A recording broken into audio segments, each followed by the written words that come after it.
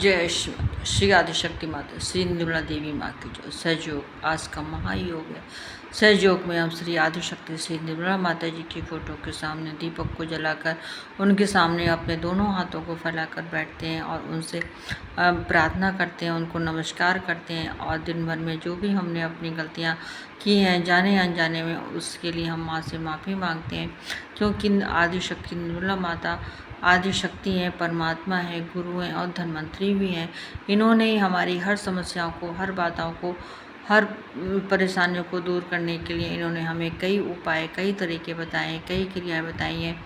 हमें इन्हीं के हिसाब से अगर हम अपनी क्रियाएं करते हैं और अपनी बीमारियों का, परेशानियों का उपाय करते हैं तो हमारी सारी परेशानियां दूर हो जाती हैं और हमारे मन को शांति मिलती है, हमारे शरीर भी स्वस्थ हो जाता है।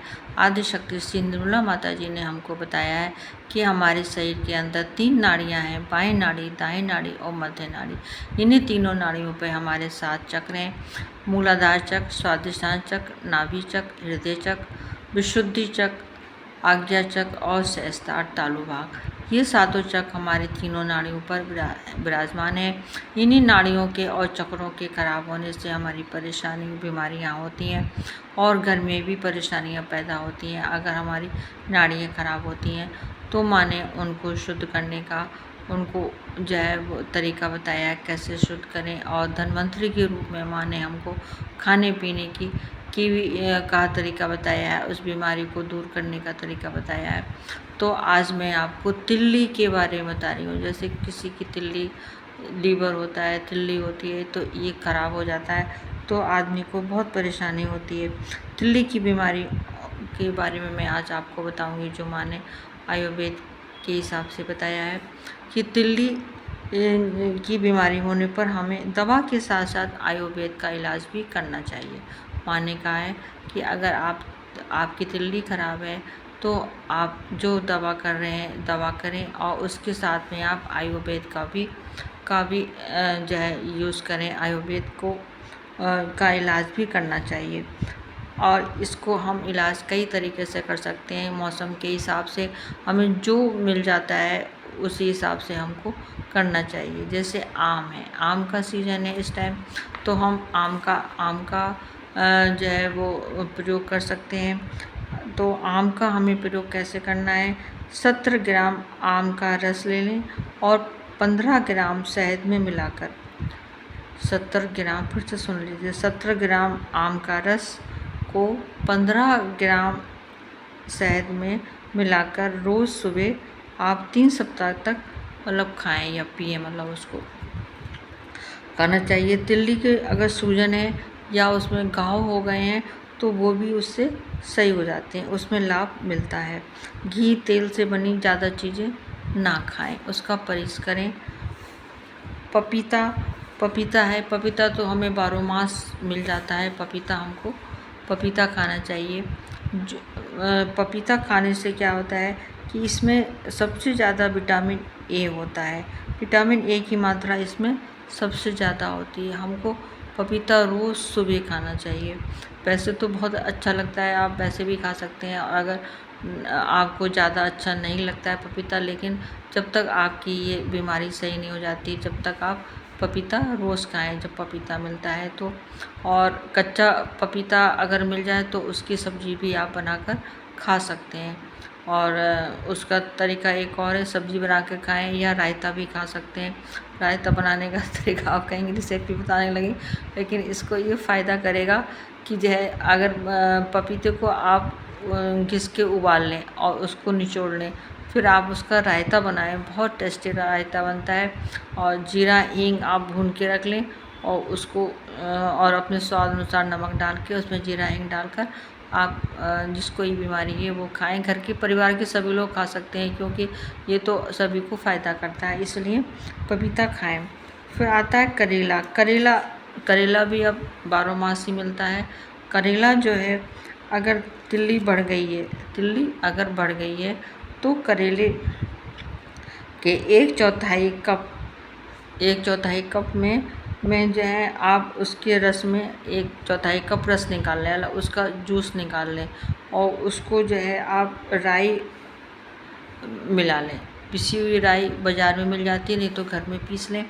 तो आधे कप चौथाई कप में करेला का जूस मिलाएं और उसमें थोड़ी सी राई मिला लें और स्वाद अनुसार नमक डाल लें और इसको आप पिएं। जब तक पिएं जब तक तिल्ली आपकी सामान्य अवस्था में ना आ जाए। सामान्य अवस्था में जब तक आपकी तिल्ली ना आ जाए, जब तक आप उसको लगातार पिएं, तो वो आपको फ़ायदा करेगा।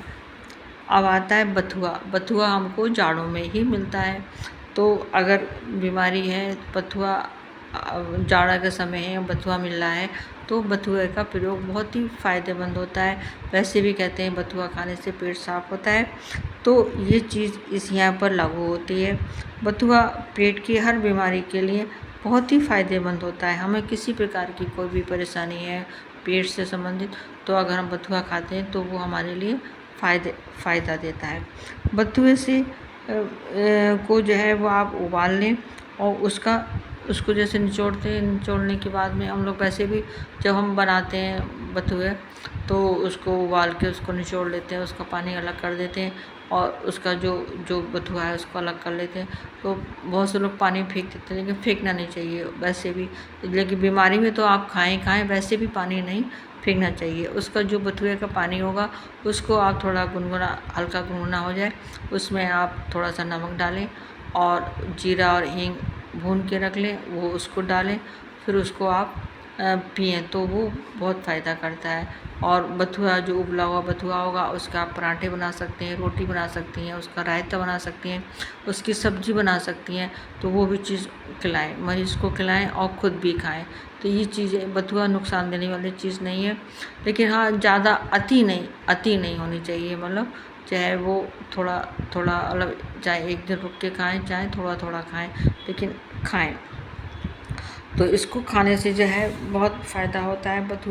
बथुआ जो है वो हमें जाड़ों में ही मिलता है। और अगर बहुत से लोग बथुए को सुखा के रख लेते हैं, तो अगर किसी के पास ऑफ सीजन में कोई परेशानी पैदा होती है, तो सूखा बथुआ हो तो उसको भी आप उसी ढंग से उसको धो के और उबाल के इसी ढंग से आप उसको मरीज़ को दे सकते हैं और ख़ुद भी खा सकते हैं। और साथ में आप जो है वो सहयोग के हिसाब से आप मरीज़ का जो है वो स्वादिष्टांचक, दायां स्वादिष्टांचक, दायां नाभिचक और दायां भवसागर शुद्ध करें।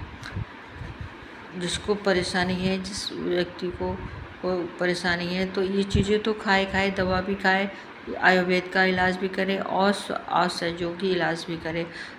तो माँ के सामने बैठकर जो है वो माँ के सामने बैठें, दिया जलाएं, उनको नतमस्तक हों और अपना जो है दायां स्वादिष्टान, दायां नाभि और दायां भवसागर शुद्ध करें। तो शुद्ध करने का तरीका मैंने आपको बता रखा है, फिर भी मैं आपको बता रही हूँ कि अगर हम अपना दायां स्वादिष्टांचल शुद्ध कर रहे हैं, तो अपना सीधा हाथ हम माँ के सामने करेंगे और अपना बायां हाथ अपने दाएं स्वादिष्टांचल पर रखेंगे। स्वादिष्टांचल हमारा पेट और जांघ का जोड़ है, वो हमारा दायां स्वादिष्टान चक्र है। और तो दाएं स्वादिष्टान चक्र हाथ रखेंगे और माँ से प्रार्थना करेंगे कि माँ मेरे दाएं स्वादिष्टान चक्र को शुद्ध कर दीजिए, मेरी जो तिल्ली वाली परेशानी है इसको दूर कर दीजिए, ये प्रार्थना करेंगे। फिर नाभि चक्र पर लाएंगे हाथ, अपना सीधा हाथ माँ के सामने ही रखेंगे, क्योंकि हम दाएं नाड़ी के चक्रों को शुद्ध कर रहे हैं, तो हमारा दायां हाथ माँ के सामने होना चाहिए और बायां हाथ हम नाभि पर रखेंगे और माँ से प्रार्थना करेंगे, माँ मेरे दाएं नाभि चक्र को शुद्ध कर दीजिए, मेरे दाएं नाभि चक्र की जो भी बाधा है, जो भी नकारात्मकता है, उस सबको ख़त्म कर दीजिए, मेरे नाभि चक्र को शुद्ध कर दीजिए। और इसी प्रकार फिर हम अपने भवसागर को शुद्ध करेंगे। नाभि चक्र के थोड़ा सा इधर अपने दाएं तरफ पेट की तरफ बढ़ाएंगे, यही हमारा भवसागर है। तो माँ से प्रार्थना करेंगे कि माँ मेरे दाएं भवसागर को शुद्ध कर दीजिए, मेरे दाएं भवसागर की जो भी बाधा है, जो भी नकारात्मकता है, उस सबको ख़त्म कर दीजिए, मेरी तिल्ली वाली बाधा को दूर कर दीजिए। अगर तिल्ली बड़ी है, सूजन है या जो भी परेशानी है, तो उसका भी नाम ले लें कि मेरी इस बाधा को दूर कर दीजिए। थोड़ी देर माँ की तरफ देखिए। अगर आंखें बंद करने का मन करता है तो आंखें बंद कर लीजिए और जितनी देर आपको अच्छा लगता है उतनी देर बैठिए। और अगर नहीं आके आपका मन कर रहा है तो बस थोड़ी देर माँ की तरफ देखें और माँ को नमस्कार करें और जो है बस उठ जाएं। उसके बाद जो है वो माँ जो है हर तरह से आपकी परेशानियों को दूर करेंगी। और धीरे धीरे करके ये चीज़ रोज़ करनी है। और जब तक ये आपकी समस्या दूर नहीं हो जाए, जब तक आप तो कीजिए, आयुर्वेद इलाज कीजिए और माँ से प्रार्थना कीजिए ताकि माँ आपकी सारी विनती प्रार्थना स्वीकार करें। उसको धीरे धीरे ही करके ये सब बीमारियां दूर होती हैं। एकदम से तो कुछ होता नहीं है, क्योंकि जो है कोई जादू है नहीं, धीरे धीरे ही सारी परेशानियां दूर होती हैं। और क्योंकि शक्ति, प्रार्थना में बहुत शक्ति होती है, इसलिए हमको प्रार्थना ज़रूर करनी चाहिए हमको जो है वो। और वैसे तो इसमें कोई भी कर्म कांड नहीं है, बस केवल एक दिया जलाना होता है माँ के सामने और प्रार्थना करनी होती है, बस इतना आप करना है। जो भी बहन भाई मेरा वीडियो पहली बार देख रहे हैं वो लोग कृपया इसको सब्सक्राइब करें, लाइक करें। और जो वीडियो बहन भाई मेरा लगातार देख रहे हैं उनको वो लोग भी मेरा कृपया वीडियो लाइक करें, शेयर करें और कमेंट्स करें। सुषमा बहन का जो कमेंट्स मेरे पास आया है और वो मेरा वीडियो लगातार देख रही हैं, उनको मैं हृदय से जय श्री माता जी कहती हूँ। जय श्री माता जी। आप, मेरी यही प्रार्थना है कि आप सभी बहन भाई मेरे जो है स्वस्थ रहें, सुखी रहें, खुश रहें, उनकी सारी इच्छाएं पूर्ण हों। बस यही मेरी भगवान से, माँ से प्रार्थना है, इच्छा भी यही है। बस माँ आप सब पे अपनी कृपा करें। जय श्री माता जी।